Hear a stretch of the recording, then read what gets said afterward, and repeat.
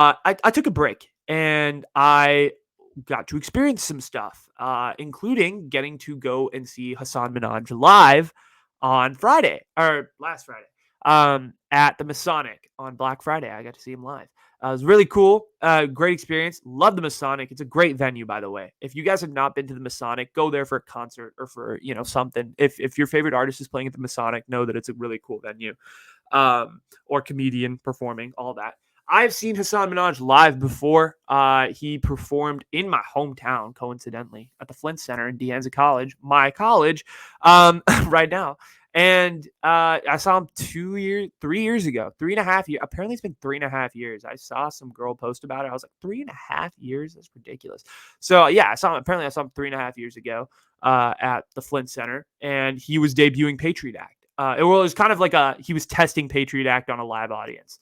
For those of you that don't know, Patriot Act is Hasan Minhaj's talk show, or his former talk show where he talked about a lot of political issues, all of that stuff.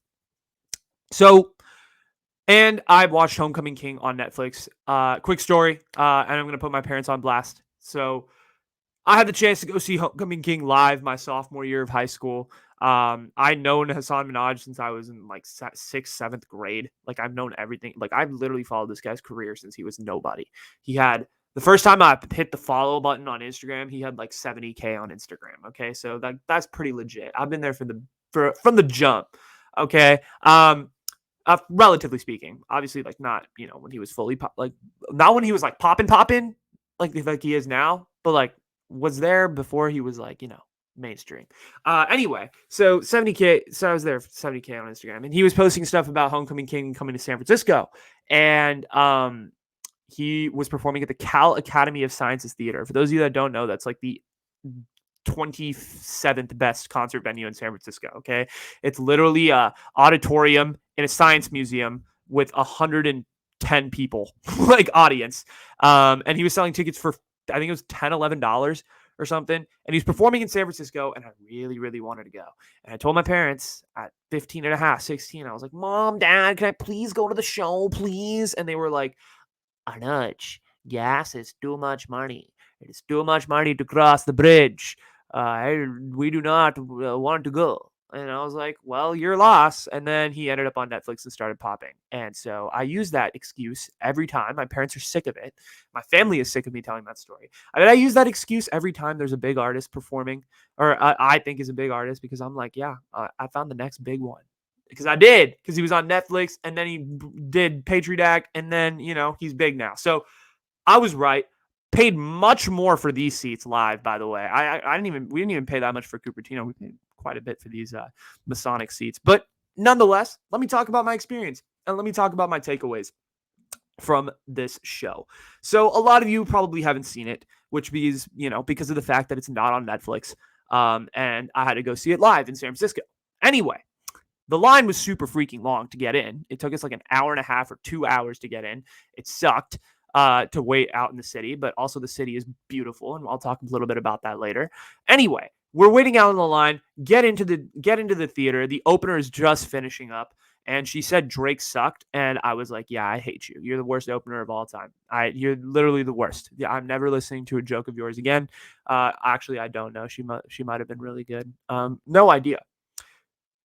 But Hasan Minhaj comes on stage at because we went to the late show, and the show was supposed to start at 9:30, but the show actually started at 11 p.m. because of the fact that the line was so long, and this opener was, an hour and whatnot, and everything kind of took their own time. So the show started at about 11. Okay. Hasan Minhaj walks up on stage, and this was I'll tell you this. I made a video a while ago about is Hasan Minhaj overrated was the topic of the video. And I can sit here and firmly tell you that I was wrong. I was wrong. I'll admit it. I'll admit it on camera. I was wrong. I shouldn't have made that video. I questioned the merits of it, of like us overrating him because of Never Have I Ever, and like, do I do the same thing with Hasan Minhaj? And honestly, I can say after watching the show, like, I don't. I really do feel that like he's really grown into his own. And I went with my brother. And the reason I bring it up is because my brother has kind of had this up and down relationship with Hasan. He didn't, there were he's felt like Hasan was very inconsistent, which is true. I think there is some inconsistencies. I don't think Patriot Act was a hit every episode. But he went and he also watched the show. We went together and we both came out of the show and his first reaction was, wow, that was better than Homecoming King. I cannot say that right now with looking into the camera that this was better than Homecoming King, but this was pretty damn good. And let me talk to you why. So I was actually like really down on it heading into it. I was really scared that it was going to be bad because I looked up, as one does, I looked at the reviews. I tried to find some reviews and tried to see like what people were saying about the show, how people were feeling, what's going on, all of that stuff. And the first result to show up was this girl, Shreya Andrake. Sorry if I messed up your name, Shreya. But it was my girl Shreya from George Washington or Georgetown, had this like real negative review about Hasan live in this show. And she said the show was bad and it was a clusterfuck. And she didn't use clusterfuck, but she said like it was a cluster of really bad, like really like non-grounded theses. Like it felt all over the place. It felt rushed. It was bad. It was just the visuals weren't there, the lighting, all this stuff. Yeah, Shreya, I'm sorry, but you were wrong. And I mean, my expectations were low because I saw this review and I was like, damn, like this is about to be bad, isn't it? And then I saw like a couple Reddit threads where like the people were like, this is better than Homecoming King. But I was like, okay, these are the stands, right? So I'm like seeing both sides. And I'm like, okay, going in with low expectations. I was really pleasantly surprised. And let me tell you why. It's because of the line down below. Hasan Minhaj grew up, guys. Hasan Minhaj did what Mindy Kaling can't do, which is he changed. He's changed. He has changed his style. The way that he is presenting information now is not the Hasan Minhaj of 2017 when he dropped Homecoming King. It is a very different Hasan Minhaj. It is not the Patriot Act Hasan Minhaj who I felt got too comfortable in that role. It is a new and improved Hasan Minhaj. And I mean it. I really do mean it from the bottom of my heart. This show felt fresh. It felt different. It was really pretty good. A lot of new themes, all fresh material for the most part. It felt very authentic. And I know Homecoming King was super authentic. 100% understand that. But this show was like another level of authenticity. You thought Homecoming King was like a little bit of self-disclosure and Hasan talking about, his sister and his autobiographical experience through childhood and prom and all that. This was like that prom story, just like on a whole new level, like talking about his relationship with his wife, his daughter, Patriot Act, all of these things. Just very, very personal. It felt like Homecoming King felt like a TED Talk, right? It felt like he was giving us a TED Talk about his childhood. The King's Jester, which is the show that he did live, felt like I was sitting at a bar with him and he was like, okay, let me tell you what I've been going through the last 2.5 years. And some of the themes that he really talked about, I think were really cool. He talked a lot about his fertility stuff with, I don't want to give too much away. He talked a lot about fertility. He talked about Patriot Act in the show and, the inner workings of it and some of the stories that he's been involved with that show. He talked a lot about his family, not like necessarily like his, but his like married new family type of thing, like, having kids and all that. Like I said, fertility, but also like, the dynamics between everybody. He talked about messing with foreign leaders. I thought that was a really, that's, particularly the Saudi Arabia episode. I don't want to give too much away again. And he talked a lot about social media and clout. And this is something that is, very obviously as a content creator, like is very big for me. And he really, really did a good job of kind of talking about like what it's like when you get all that clout and when you get all that like fame, like what is it like to like really deal with that and like questioning your motives of the content that you're creating. Are you making it for other people? Or are you making it for yourself? Or are you making it to actually the actual motives of this? And he did a really good job kind of exploring those themes within this show. Again, Homecoming King and the King's Jester feel very similar in style, like in that they were both one-man shows. They're both, and if you don't like one-man shows, if you don't like one guy talking to you for about 2 hours, then you're going to not like this show. I'll be honest. You probably won't. If you didn't like Homecoming King, you probably won't like this show. Um, but my girl Shreya, you were wrong. Like she said she liked Homecoming King and she didn't like this. I look back on that review and I'm like, yeah, you're wrong. You're totally wrong. Am I ready to say that the King's Jester is better than Homecoming King? No, it's not. It's not. I want to make that very clear. I can't even compare the two because they're very different. They're literally fundamentally, like, in terms of theme, super different shows. And the way that they both flow is incredibly different. I don't know.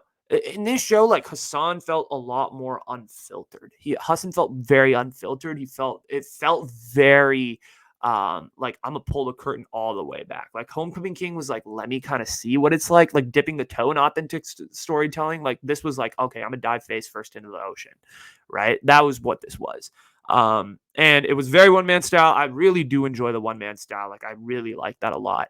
And there wasn't a dull. I felt like there wasn't really a letdown in any moment of the show. It was about 95, 100 minutes. It was really entertaining. And just, I never even like looked or thought about the time. It was just, it went by like this. And the show really does show that this guy has grown up. He's gone through a lot in life over the last 4 years, and he's sharing all of those stories with you. And I think that's really powerful and really cool to see a guy do that, because, you know, not a lot of famous people are like very open like this. And it was a very open, very transparent storytelling. The audience was just enthralled. It felt like a very well, we were also at the late show, so I presume people were a little lit. But it was a lot of fun, and I felt like people were very receptive to this message. You know, in my opinion, this was a really good show. If you get the opportunity, and, you know, if you're in college or you live in another city, not the Bay Area, and you're in the United States, go see it. Go see it, dude. Like, I know he's coming to for my UIUC people, he's going to Champaign in late March. Go get a ticket. If you didn't get a chance to see him and you're from NorCal, you live in NorCal, and he's doing a show in Sacramento, go buy tickets. Literally, I'll tell you, like, this, you're not gonna want to miss this one. This one is really much worth. It's worth it. And I know you're like, oh, I'll catch it on Netflix. This is the type of show you kind of want to be in person for. It was a really cool experience, and I would highly recommend it to anybody. And I don't say that lightly. I don't say that, like, I literally made a video about 4 months ago saying that this guy was overrated, but I said I could totally change my mind if I see the King's Jester and I'm, whatever, and my mind has changed. Like, I could change my mind, and I absolutely have changed my mind about Hasan Minhaj. He did really good. He did real good. So shout out to you, Hasan. You did awesome, and, like, I cannot wait to see. Also, Nylon Tee merch. Let's talk a little bit about this, bud. I had the business idea that I put out on my podcast account, at Essential Question Podcast. Go follow. I said, Hasan, bro, yo. And I basically told him, I was like, yo, bro, you should make Fuck Nylon Tee into a shirt, and you should sell it for merch. You should, bro. You're going to make so much money out of this. You need to make merch out of the catchphrases that you make from this show. Like, I'm not going to give away any of the catchphrases from the King's Jester, because, that would be like me violating a lot of rules, and I'd probably get sued by you and your team. So I'm not going to do that. But you should make catchphrases from both of these shows. Start with Homecoming King, right? Make like I don't know. I think a Rajesh Rangit Ramanujanam like shirt would be so funny, right? Like, these are references that are just spoken amongst the South Asian community. Like, I kid you not, as someone who is a part of the South Asian community and, isn't, and is kind of is a big fan of Homecoming King.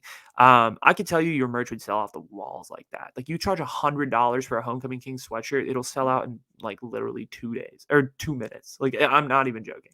Anyway, get merch, Hasan, please.